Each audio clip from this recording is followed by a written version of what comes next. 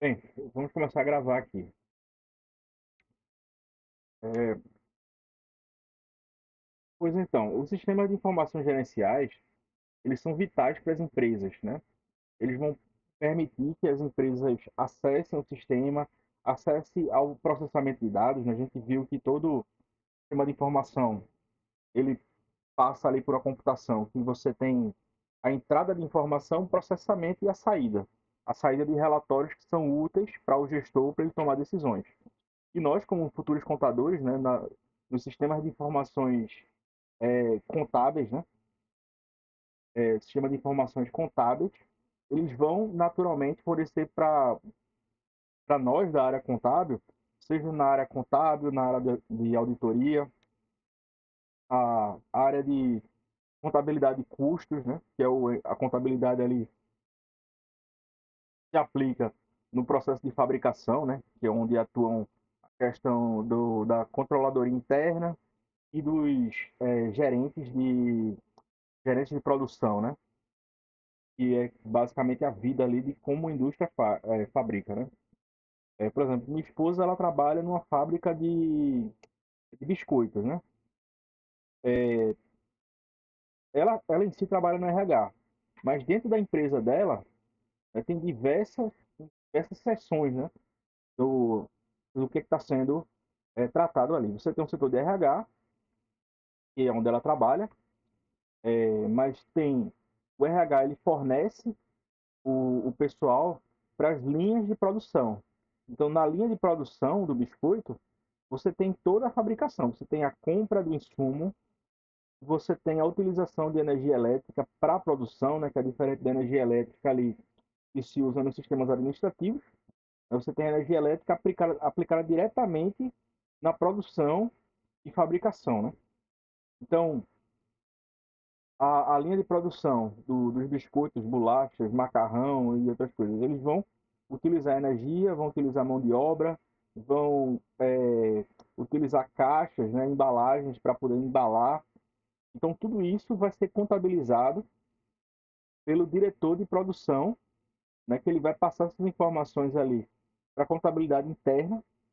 Então, a contabilidade interna vai calcular quanto é que precisa ser comprado, né, de material, vai lançar lá as notas dos fornecedores, né, que fornecem os materiais. Tem produto que é importado.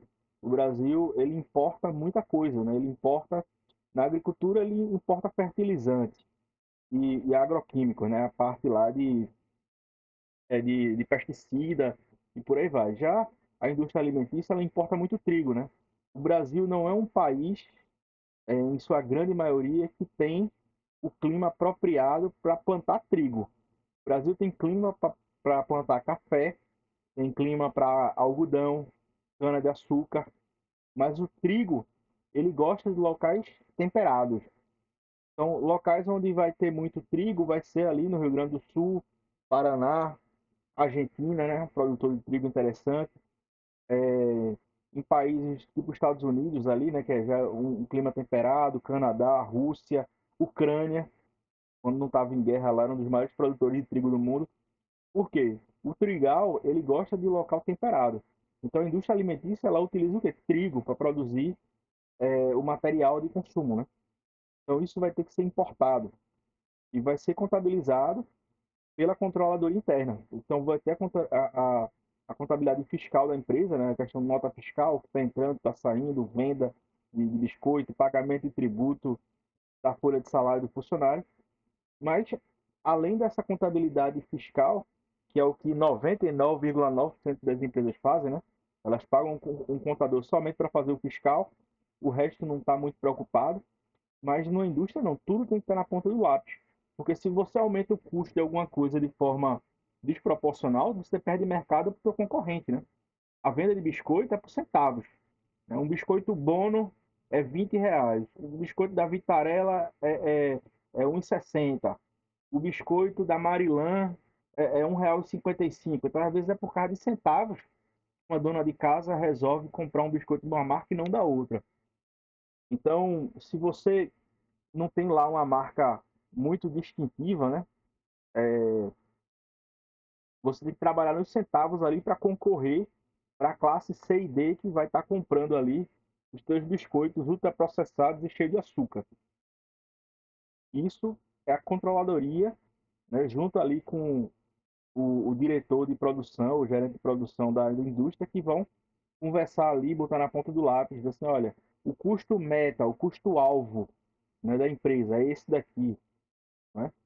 Você vai ter uma série de situações onde você vai estar monitorando de perto.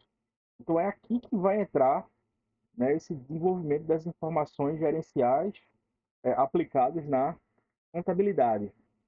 É impraticável uma grande empresa não ter é, um sistema bem aperfeiçoado, porque ela vai estar perdendo o mercado, vai ter gasto inútil, vai ter gargalo, vai ter uma série de situações aí.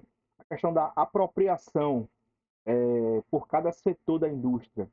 Qual o produto que ela vai continuar, vai descontinuar? Isso vai depender muito dos cálculos ali que vão ser feitos por vocês aí, futuros contadores industriais, né? Então, assim, eles são essenciais para garantir que as operações financeiras sejam realizadas de maneira eficiente, né? E de acordo com a regulamentação. A regulamentação ela é muito importante, porque não vai ser somente a, o custo interno que vai ser relevante, mas também toda a questão estatal, né? As regulações estatais, regulações setoriais, tudo isso vai ser muito relevante para a saúde e desempenho da organização. Então, assim, alguns atributos dos sistemas de informações gerenciais vão circular em torno da automação e da eficiência, né?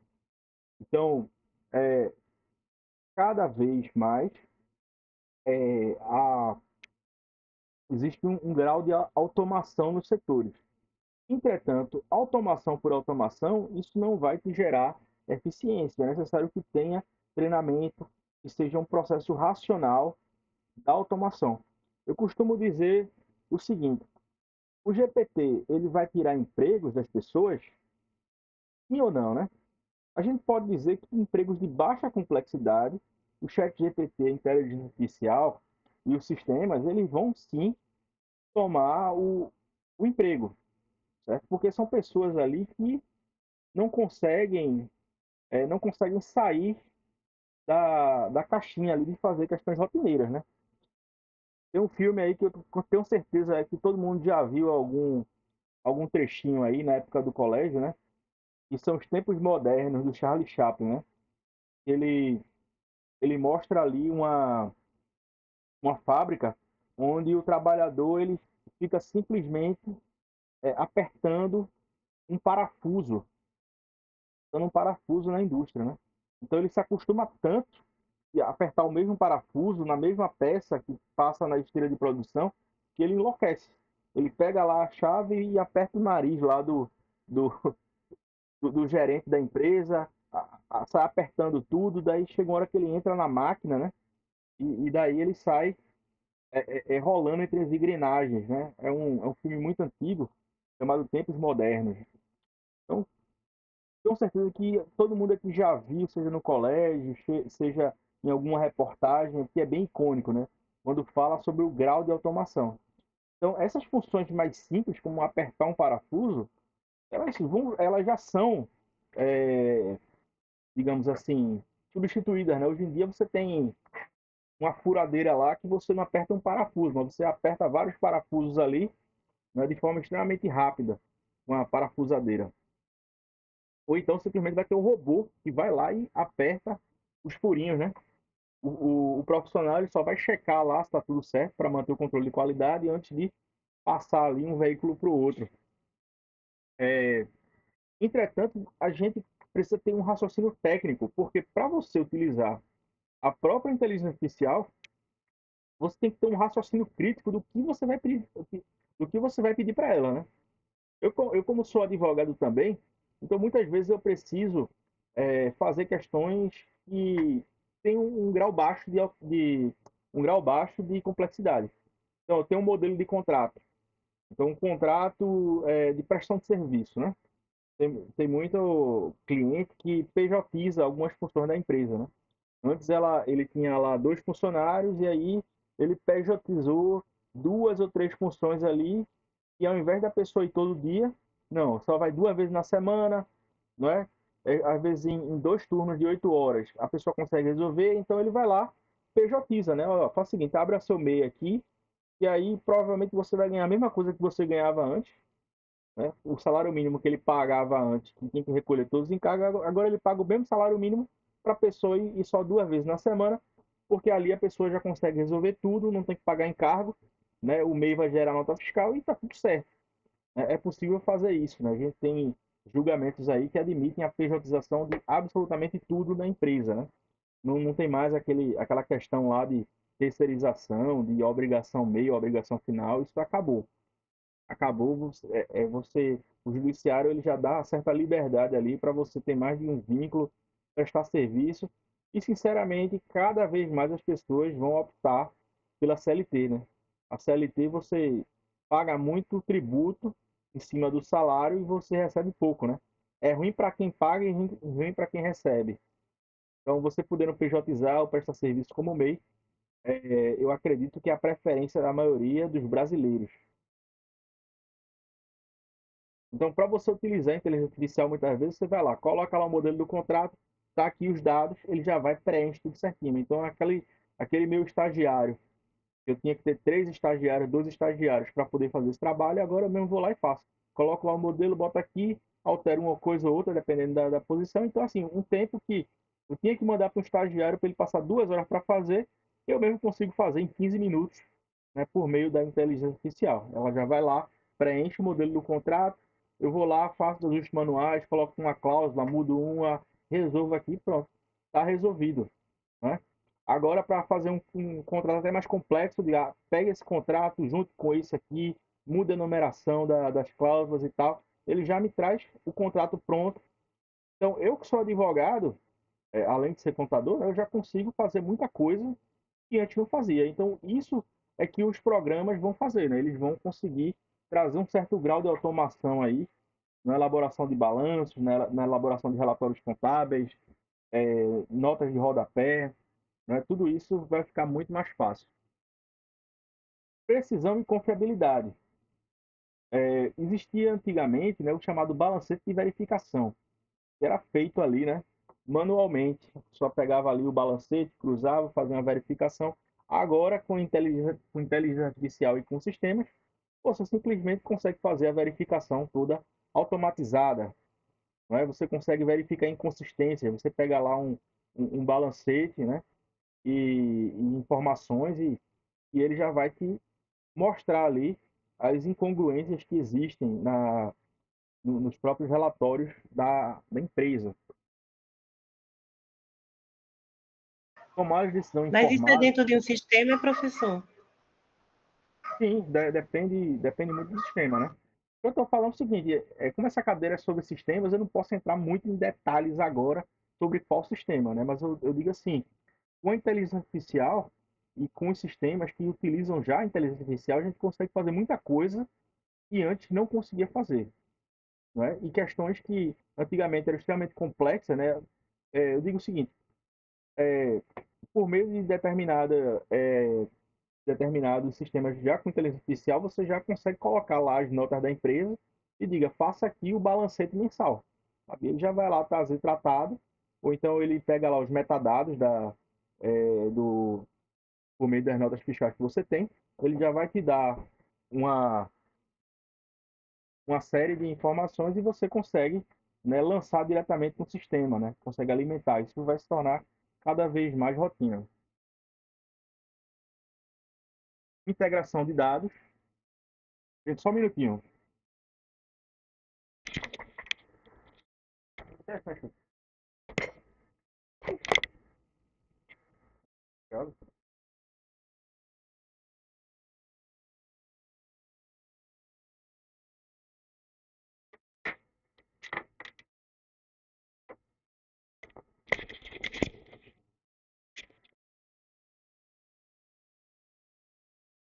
E volta. O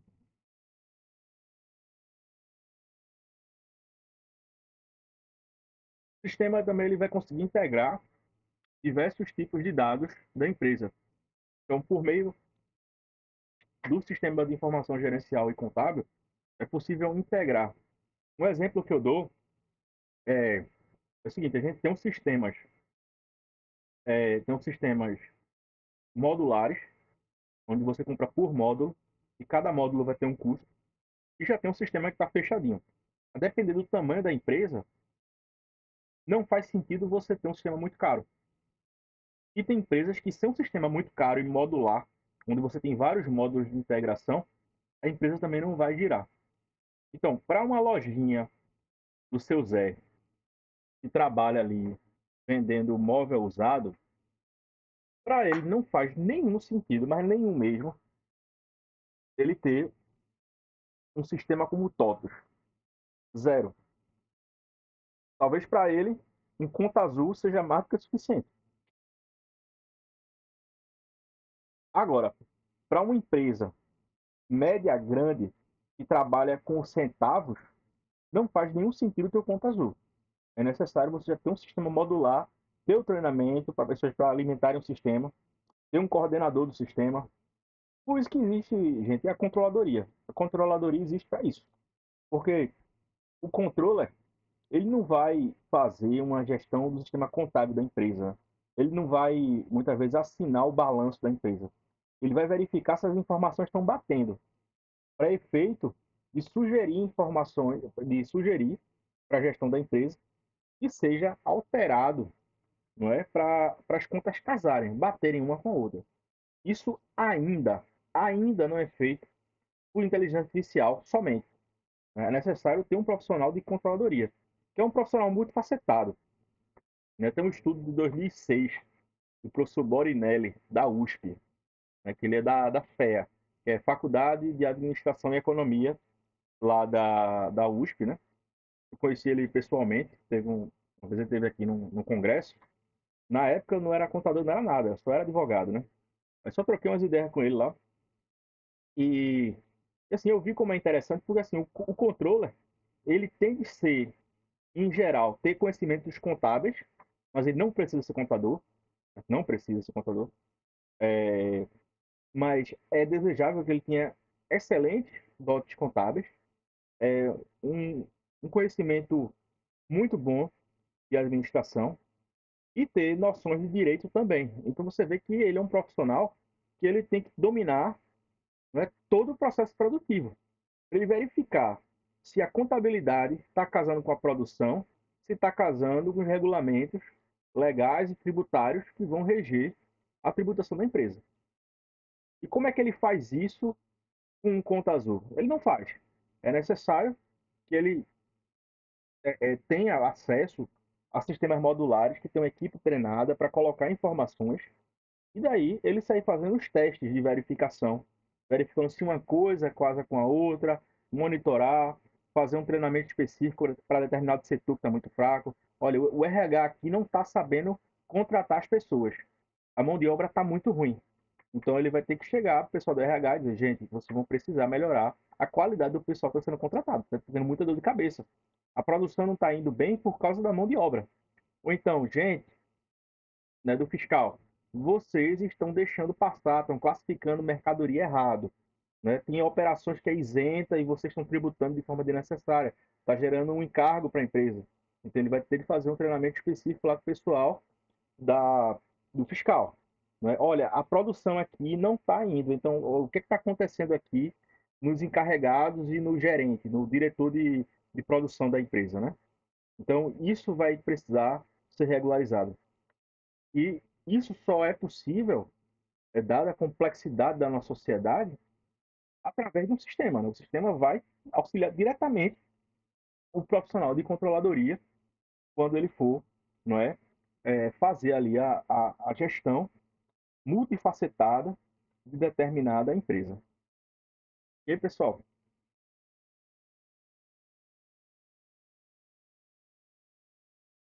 conformidade legal. O sistema de informações contábeis, eles são projetados, não é, de forma que sejam respeitadas as normas. Tem um detalhe interessante de um cliente que eu tive, E essa empresa ela contratava brasileiros para executar serviços no Brasil. Entretanto, a diretoria dessa empresa ela era toda estrangeira, totalmente estrangeira. E daí, pessoal, o que acontecia? Os contratos e demonstrativos contábeis, eles precisavam respeitar a lei brasileira, mas era também necessário você fazer um segundo relatório, né, adaptando para o GAP, né? O GAP é o sistema americano, né? Então ele prestava conta aos gestores americanos. Então era necessário fazer a contabilidade brasileira, no padrão brasileiro, fazer os contratos também em português e em inglês, e também fazer um segundo relatório e dar informações de forma que o pessoal americano entendesse o que estava acontecendo aqui no Brasil. E esse meu cliente era dessa empresa, né? Então foi bem interessante esse caso, porque os sistemas que geravam os relatórios, eles tinham de se adaptar aos dois sistemas. Né? Então, a depender do caso onde você está trabalhando, você vai precisar produzir relatórios, né, que respeitem as peculiaridades de cada sistema. Né? Tem coisa aqui no Brasil que lá fora é caracterizado, não, tudo é salário. Aqui para tudo é salário. Se você paga FGTS, não. Tudo faz parte aqui de obrigações salariais. No Brasil, não. No Brasil, ó, salário é só uma parte do recebível aqui. Vai ter as obrigações legais. FGTS é uma obrigação legal, INSS é uma obrigação legal, né? Para os americanos, não. É tudo salário. Né? Então, eles calculavam o valor da pessoa por hora de trabalho. Né? O sistema permitia isso, né? De forma que você pudesse gerar esses dois relatórios e fazer as alterações ali para ter certa coerência, né? Que nem sempre os relatórios gerados eles vão ter coerência. Às vezes é necessário você fazer intervenções manuais ali para adaptar para a casuística que você precisa. E a gente voltou aqui para o controle e monitoramento, né? Parece que é meio repetitivo, né, esses slides aqui, mas a gente precisa trabalhar em cada um deles, né? Cada um vai dar uma ênfase aqui, mas vamos lá. A gente falou aqui, né? É,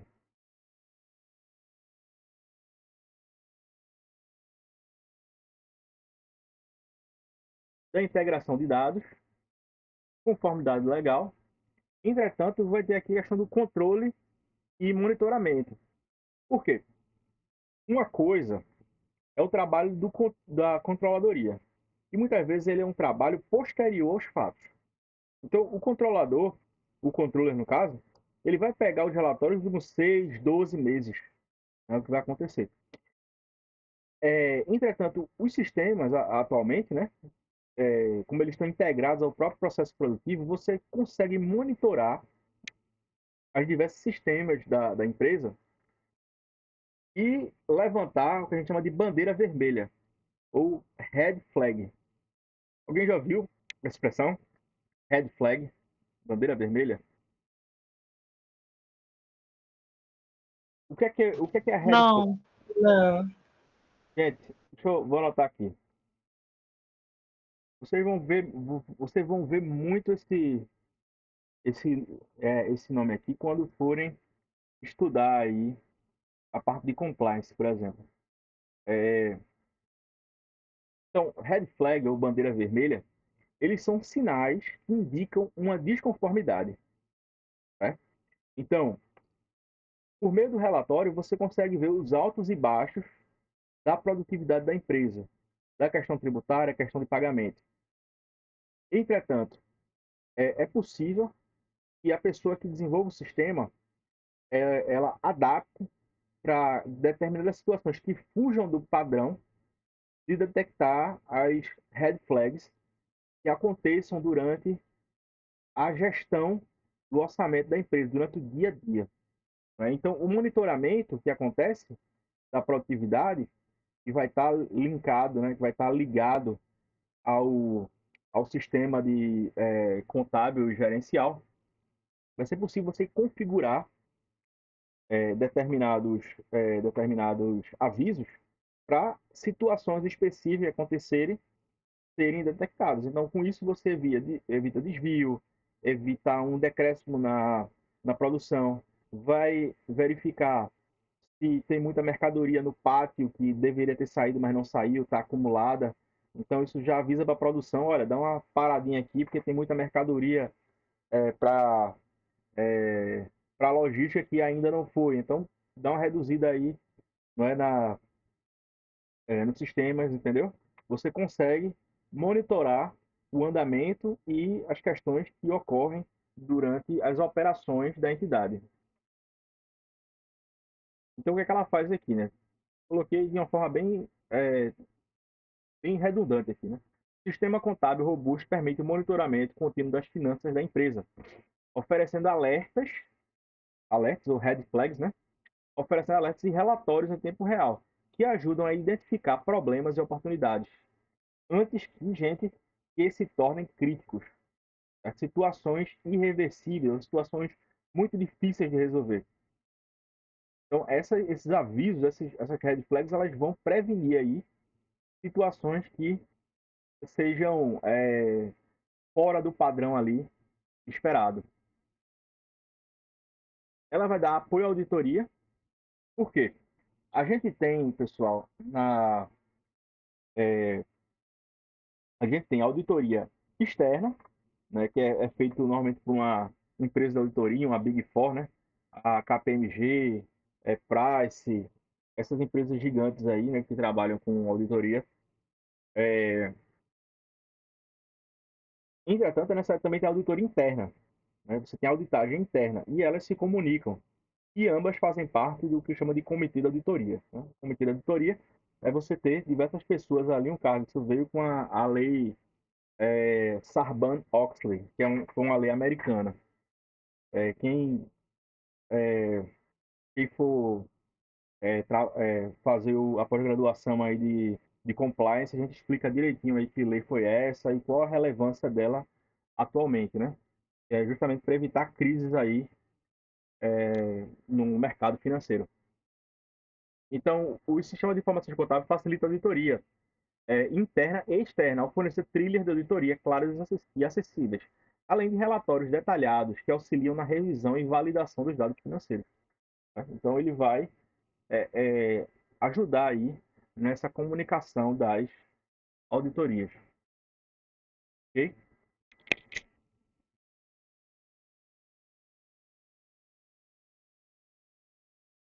Vai também, pessoal, ajudar a empresa no que a gente chama de escalabilidade e crescimento. O que é uma economia de escala? Né? E qual a diferença de escalabilidade e crescimento? O crescimento digamos assim, crescimento é o simples fato da empresa crescer. E nem todo crescimento ele é desejável. Como assim não é desejável? Se a empresa ela tem muito cliente, começa a firmar contratos e receber um pagamento antecipado, sendo que ela não consegue entregar com a qualidade, nem quantidade, nem no tempo contratado. O que é que vai acontecer? Críticas dos clientes, não é verdade?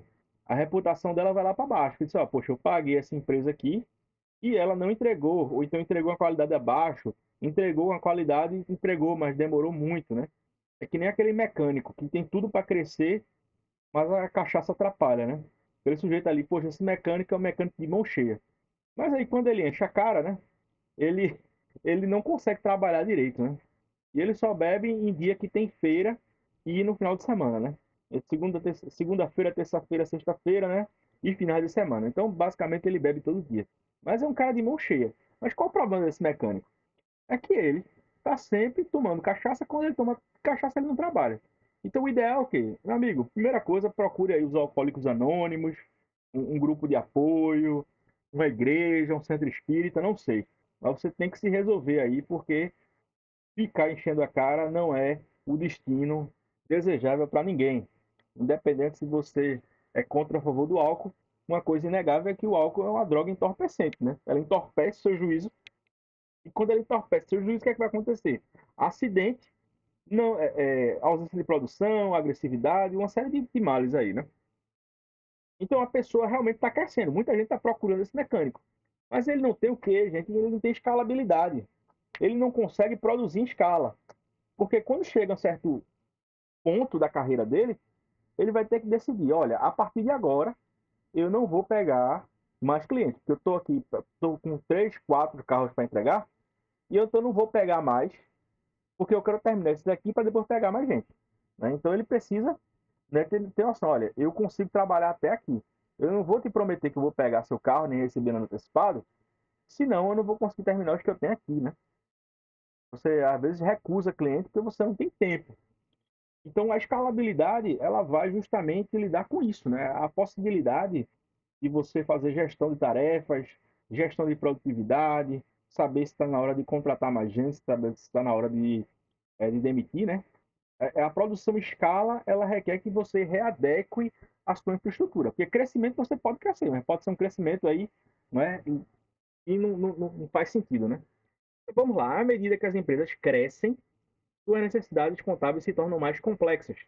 Sistemas de informações escaláveis permitem que as organizações gerenciem esse crescimento, sem perder o controle das finanças, né? Então, vamos lá.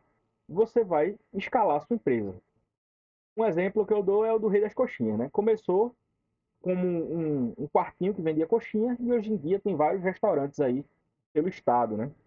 Um grande amigo meu é o contador do Rei das Coxinhas desde que ele vendia, né, na porta da casa dele as coxinhas, né? E doutor Gessé. Então o doutor Gessé, ele é advogado também, o doutor Gessé ele pegou a empresa, mas ela escalou. Quando a empresa escalou, o que acontece, gente? No começo a pessoa trabalha com a cadernetinha e paga um contador somente para fazer o fiscal. Mas daí a empresa começa a crescer, começa a ter funcionário. Se você não tiver um sistema de informação contábil para dar um apoio para a tua gestão interna da empresa, o que é que vai acontecer? Funcionário indisciplinado, gente contratada de qualquer forma, é a mercadoria que você compra, né, para fabricar e o funcionário levar para casa. Ou então a pessoa que é para pedir a mercadoria, ela não pede, e aí você, poxa, tá cheio de cliente, todo mundo quer uma coxinha. Mas o que aconteceu? O funcionário que deveria fazer a seleção do fornecedor de trigo para fazer as coxinhas não pediu trigo, ou pediu para uma pessoa de qualidade duvidosa. Ou o trigo está vindo azedo, não é verdade? Então, o sistema de informação ele vai conseguir, não é? Logicamente, você precisa ali de uma consultoria. Se você quer crescer, você precisa ter uma boa noção ali do que é que você quer da sua vida, né? Não vai ser teu funcionário que vai dizer o que você quer da sua vida. Você precisa se resolver aí. Você precisa crescer, precisa contratar um gerente, aquele funcionário ali que é mais desenrolado, bota ele como gerente, bota ele para fazer um treinamento, faz paga uma pós-graduação para ele, não sei, né? Cada um que faz gestão do seu negócio, né? Ele que sabe da vida dele. É uma coisa que eu digo para nós todos aqui que somos prestadores de serviços, né? Presentes ou futuros. A gente não deve dizer ao cliente o que ele deve fazer da própria vida. Entretanto, caso você tenha qualificação para isso, que eu acho que dessa turma aqui todo mundo tem capacidade de fazer isso, faça um curso de gestão, um curso de férias de gestão, pega um julho ou janeiro desse aí, faça um curso de férias, faça um curso online para entender como é que o negócio do seu cliente funciona. Se seus clientes, a maioria são médicos, faça um curso de gestão médica, pegue livros sobre isso, porque dessa forma você vai entender como é que seu cliente funciona. Quando você estuda para entender a operação do teu cliente, fica muito mais fácil de você oferecer algum serviço para ele. Você não pode esperar, não é, que teu cliente tenha um problema, muitas vezes teu cliente nem sabe que tem um problema. Cabe a você, que é contador, vender um planejamento fiscal para ele. Não precisa ser pessoa jurídica não, pessoal.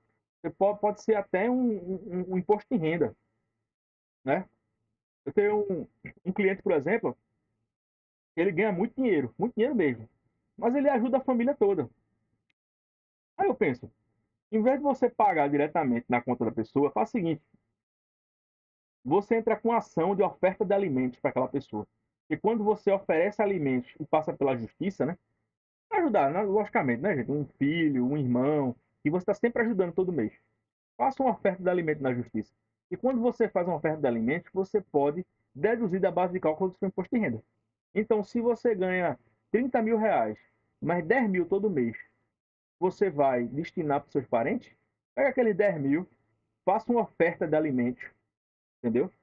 Durante um prazo fixo de um ano, você pode fazer isso, né? Um advogado, ou sem advogado mesmo, né?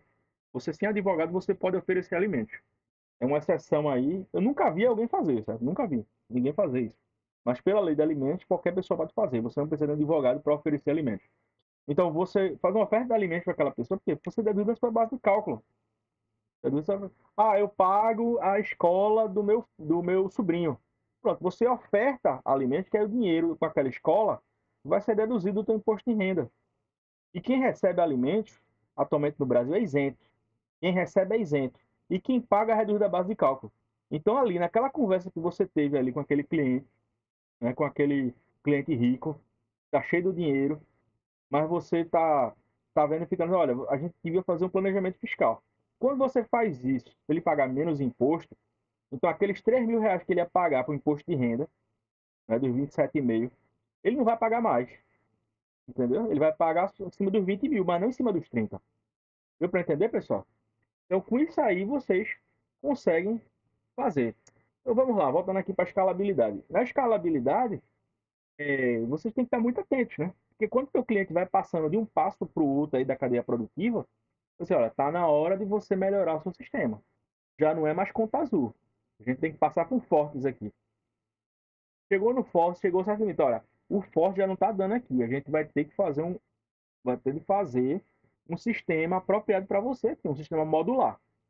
A gente vai ter que chegar na TOTUS ou então em alguma outra empresa que produz esse tipo de software modular. Não, vamos aqui adotar um sistema melhor aqui, porque sua empresa está muito grande aqui. A gente precisa, né, ter controles melhores e específicos de cada um dos setores aqui. E tudo isso é dinheiro. Por quê? Quando você investe em controle, você investe em informação útil, tá, gente? Não é informação inútil, não. Tem que ser informação útil. Se a tua informação ela é útil para o negócio, ele vai fazer te lucrar mais, porque você elimina prejuízo, né?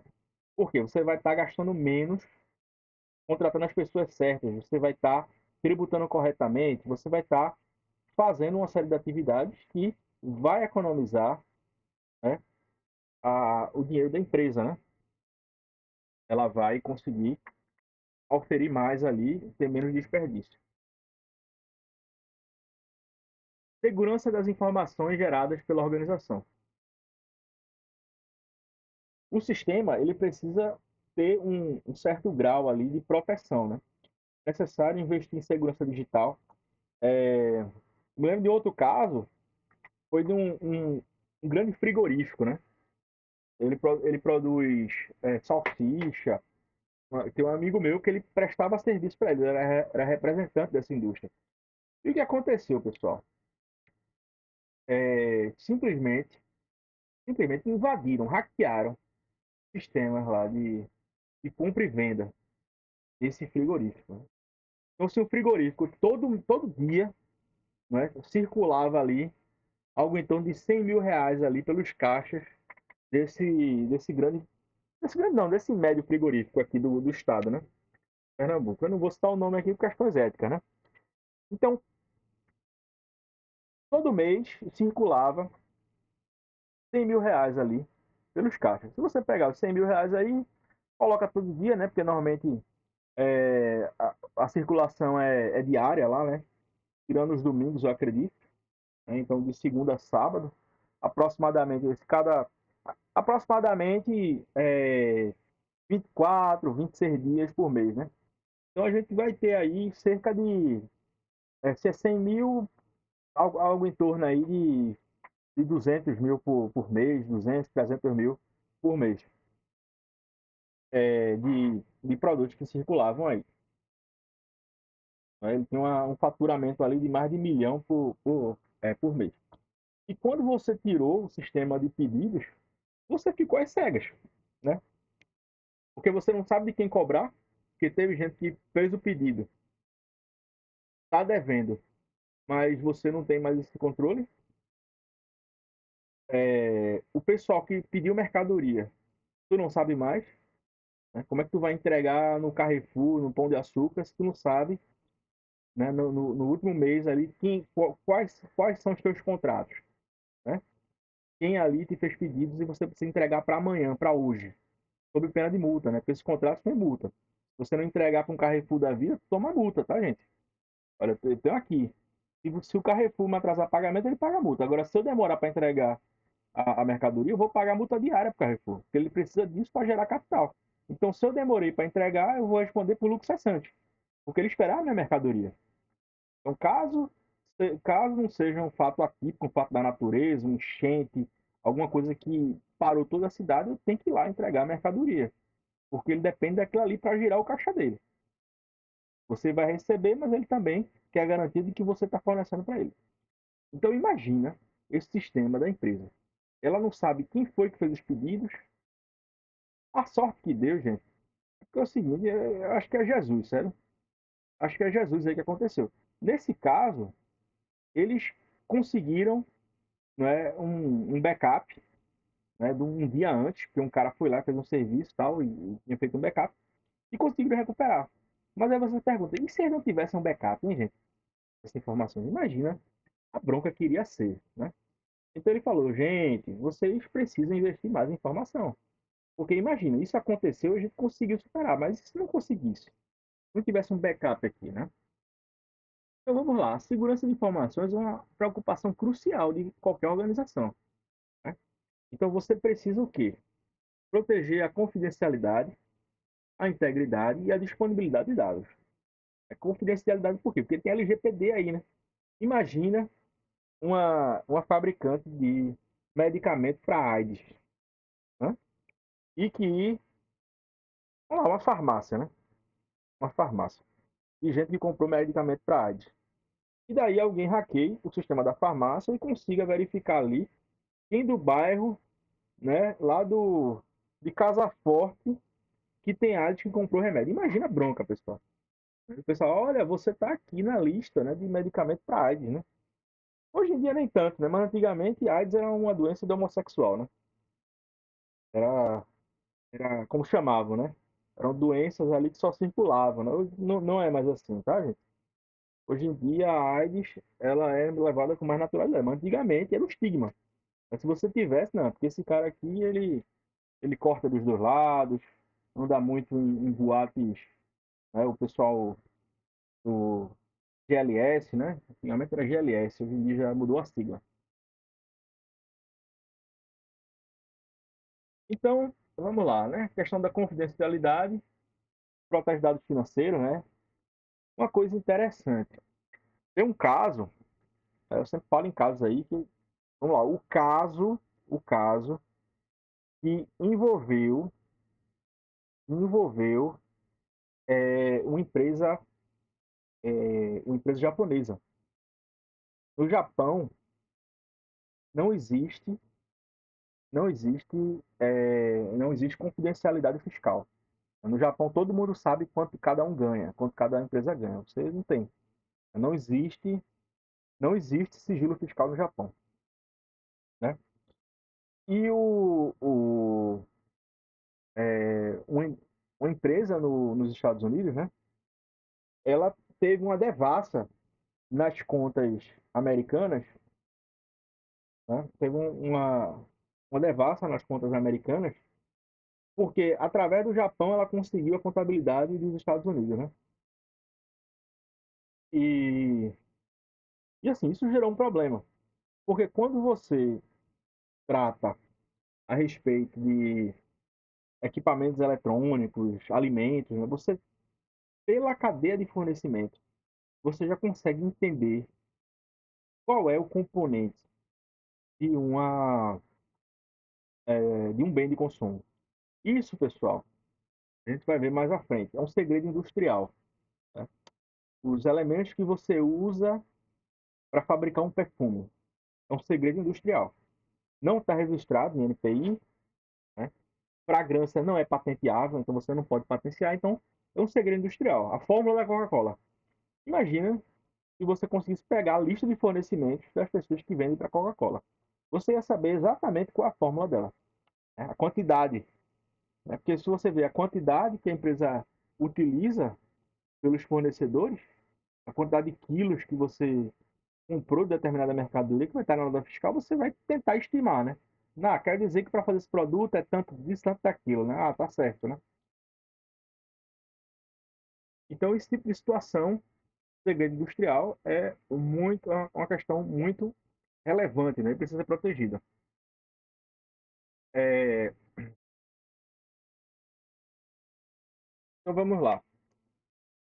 Ainda na segurança de informações. A integridade da informação, ela garante que as informações são precisas e completas. Então, um relatório contábil, ele precisa navegar, né, dentro dos dados completos. Ele não pode faltar determinado componente que é necessário no relatório. É essencial para tomar decisões, né? Porque se você passa só uma parte das informações nos relatórios contábeis, o gestor pode ter uma impressão errada daquilo que ele necessita fazer na empresa, né?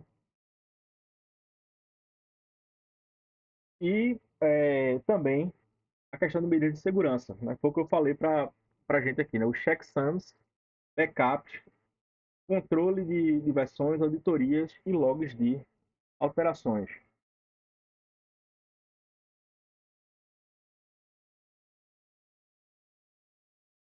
Quais são as principais problemas quanto às ameaças mais comuns, né?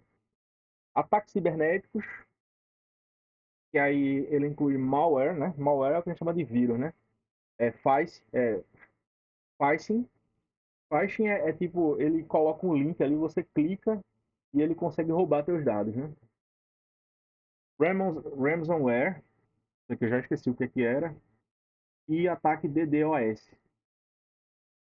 Acessos internos indevidos, porque dentro da empresa a gente precisa ter é que nem uma cebola.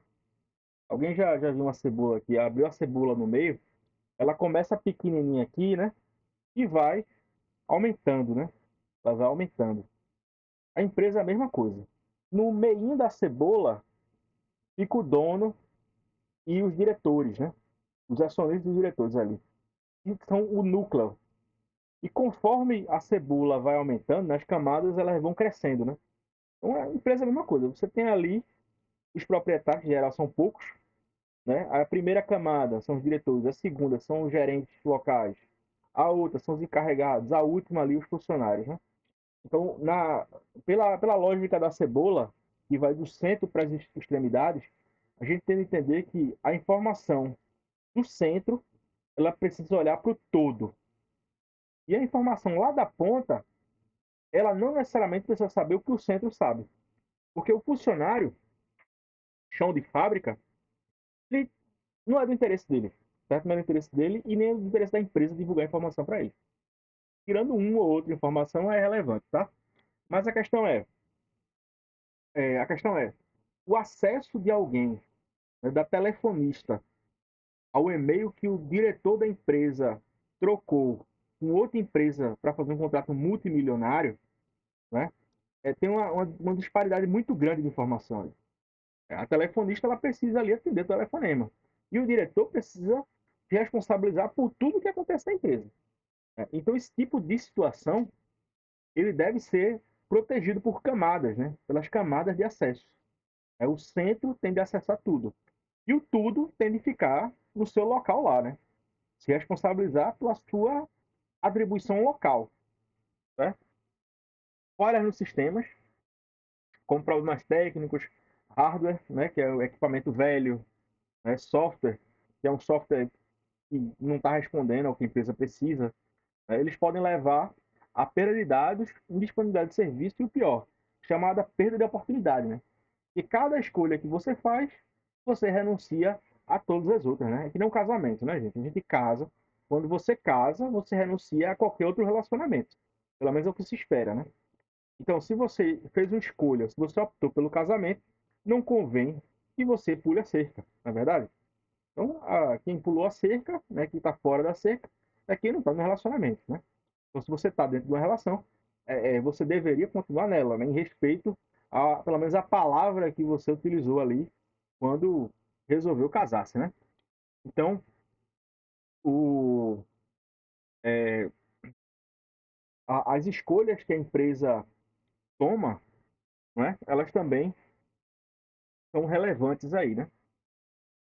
E erros humanos, né? Erros de acesso, exclusão de arquivo, né? É o famoso BIOS, né? BIOS, problema de BIOS, bicho ignorante operando o sistema. E, por fim, gente, a questão das boas práticas de segurança, né? Política de segurança, políticas claras que orientem o uso de recursos, educação e treinamento. O sistema precisa de treinamento, sim, gente, precisa. Todo treinamento você tem que se treinar, tem que ler o manual. Todo mundo antigamente comprava uma mercadoria e não lia o manual. Mas tem aquele cara que lê o manual, né? Pronto, eu sou o cara que lê o manual, né? Eu comprei um ar-condicionado, eu leio o manual inteiro. É uma coisa que eu tenho desde novo, eu sempre fiz isso, né? Comprei uma furadeira, eu leio o manual da furadeira, vejo as especificações, porque se acontecer alguma coisa errada, eu vou poder dizer quando foi erro da marca ou quando foi um erro, né, do cliente, né? Que é a culpa exclusiva do consumidor, né? Auditorias e monitoramento, backups e recuperação de desastres. Então, a segurança é essencial para proteger os ativos, manter confiança, parceiros e garantir a continuidade de operações.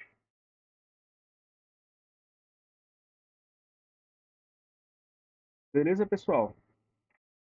Vamos continuar aqui mais 10 minutinhos aqui, né? Como o sistema de informações pode ajudar na segurança de informações? Ele desempenha um papel fundamental na proteção e gestão de informações. Então, algumas maneiras aqui de como é que você protege as informações dentro do seu sistema de informações. Controle de acesso, controle de acesso e autenticação. O que eu falei da cebola, né? O núcleo da cebola é quem manda. E o resto da cebola é quem obedece. Então, é necessário que você preveja uma certa coisa. O funcionário é hoje, mas pode não ser amanhã. Amanhã ele pode ir para o seu concorrente. Então, é interessante que você coloque controle de acesso para que informações relevantes para o negócio da empresa, principalmente, pessoal, informações tributárias, não vazem. Criptografia de dados. Né? O que é criptografia? Criptos vem do grego, né? Significa segredo, né? Então, a criptografia, ela pega a tua informação, embaralha toda e manda para outra pessoa. E outra pessoa só vai conseguir ver, né, se ele utilizar a senha para desembaralhar. Se alguém, nesse percurso, pegar a informação embaralhada, ele não vai ter a senha, então ele não vai saber como entrar. Né? Por isso que a gente chama de criptografia, né? Porque ela vai embaralhar o sistema. Então, aqui, como é que funciona a criptografia? De um lado, tem um relatório. Então, passou na criptografia aqui, ó, tirou a chavezinha dela aqui, ó, ela está toda encriptada. Então, quem abrir vai ver um bocado de letrinha aqui, não vai saber nem o que está sendo tratado. Daí, a pessoa que recebe, ela vai utilizar a senha aqui e vai descriptografar. Então, aquele código ali legível, ele vai virar um texto plano, certo? Vai virar aqui um textinho aqui, que é a informação que você quer que só chegue na pessoa ali que você gostaria que chegasse, né? Auditoria e rastreamento de atividades. Ele pode ter um log ali, né? O que é um log? Logs são os, os passo a passo que você fez, né? Em cima aqui vai ter o log lá. Amanda abriu o arquivo, enviado para Joelson. Joelson pegou o arquivo, modificou o arquivo, né? Mandou para Camila. Camila abriu o arquivo. Né? Então, os sistemas eles vão ter isso, né? O passo a passo, o que aconteceu ali, com os diversos passo a passo da empresa ali. Quem foi que mexeu no arquivo, quem botou a senha, quem foi que acessou, né? E o benefício qual é? Que facilita a detecção de atividade suspeita, né? Ela verifica ali, se vazou essa informação aqui, né? E a informação era sobre faturamento da empresa, mas é o seguinte, a Amanda fez o modelo, mandou para Joelson. Joelson colocou os dados, encriptou e mandou para Camila. Então vazou informação da empresa. O que aconteceu? A Amanda, ela tá acobertada aqui. o que ela fez foi fazer o modelo e mandou para Joelson. Mas Joelson colocou o número, né? Mas digamos que Joelson seja o dono da empresa. Então não é interessante que Joelson coloque, né, é, divulgue a informação, né? Mas aí foi Camila que pegou por último e a informação vazou. Então quem é que vai ver? A culpada é Amanda, Joelson ou Camila, né? Pela informação que vazou. É claramente, ou é Joelson de má fé, mas ele não vai tocar fogo nele mesmo. Então você restou para Camila, sobrou para Camila aqui, ó, Camila. Você foi a última que abriu e divulgaram isso aqui para a imprensa. Então se não for Joelson, foi você. Então vai ter ali uma investigação dentro da empresa para ver quem foi que vazou e por aí vai, né? A gente sabe que a Amanda não foi, porque a Amanda não pegou em número nenhum. A gente sabe que Joelson colocou os números no relatório, né? Então, isso daí vai conseguir ser naturalmente apurado, porque o vazamento se deu entre Joelson e Camila. E a Amanda não tem nada a ver com isso, né? Então, o log da empresa, ele ajuda isso, né? Imagina, tem um arquivo e o mesmo arquivo de Word da pessoa abre, outra pessoa abre, e quem foi que modificou? Não sei. Mas se esse arquivo estiver dentro do sistema, e só pode entrar com senha, e verifica que foi Amanda, Joelson e Camila, então é possível você detectar ali quem foi que vazou essa informação, né? Backup e recuperação de dados. Backup, acho que todo mundo sabe o que é, né? Backup é um substituto, né? É uma alternativa ali, né? Então você tem o relatório principal e vai ter o backup dele. Aí qual é o benefício? Ele protege contra a perda de dados, né? Então se chegar um hacker apagar, tu tem lá um backup, né? É interessante que você tenha um backup externo, né? Fora da empresa. Tem uma empresa ali que a cada uma hora vai lá, copia os dados e tira. Copia, tira, copia, tira. Porque o que vai acontecer? Se alguém atacar a empresa, não vai atacar a pessoa que está salvando os dados ali, né? E você consegue recuperar, né? O backup de uma semana, duas, três, quatro, né? Você consegue ali pegar alguma das versões do backup e se assegurar que nada vai se perder. E por último aqui está a questão do firewall. Gente, a gente está com um horário bem avançado e na semana que vem a gente completa esses dados aqui, certo? Onde a gente vai terminar esse capítulo aqui e vai entrar na LGPD, que é a Lei Geral de Proteção de Dados, tá bem? Mas eu vou salvar essa aula aqui de hoje